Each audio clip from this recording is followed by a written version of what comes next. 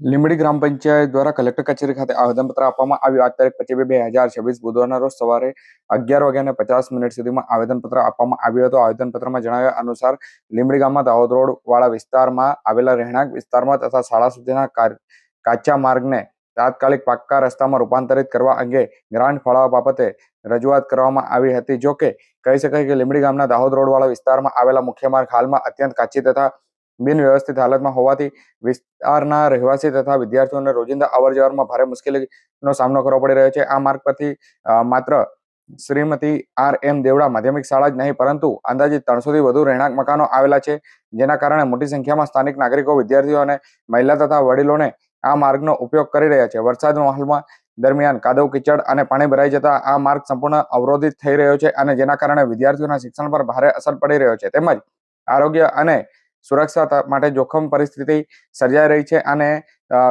આ વિસ્તારના રહેવાસીઓને હોસ્પિટલ, બજાર તથા આવશ્યક સેવાઓ સુધી પહોંચવા માટે પણ ગંભીર મુશ્કેલીઓ આ માર્ગ પરથી પસાર થવામાં થઈ રહી છે. ત્યારે આ માર્ગ જાહેર રસ્તાનો ઉપયોગ અગત્યનો માર્ગ હોવાથી વિસ્તારના સર્વાંગી વિકાસ માટે તેનું પક્કીકરણ અંતર્ગત આવશ્યક છે, જેના માટે જે જાહેર હિત તથા શિક્ષણના વિકાસને ધ્યાનમાં રાખી જિલ્લા સ્તરે ઉપલબ્ધ સ્વવિવેક ગ્રાન્ટ, જિલ્લા આયોજન યોજના, CSR ફંડ અથવા અન્ય યોગ્ય વિકાસ યોજના અંતર્ગત આ માર્ગનું તાત્કાલિક સર્વે કરાવી પાકા રસ્તા માટે જરૂરી ગ્રાન્ટ ફાળવવાની કાર્યવાહી કરવા માટે રજૂઆત કરવામાં આવી છે.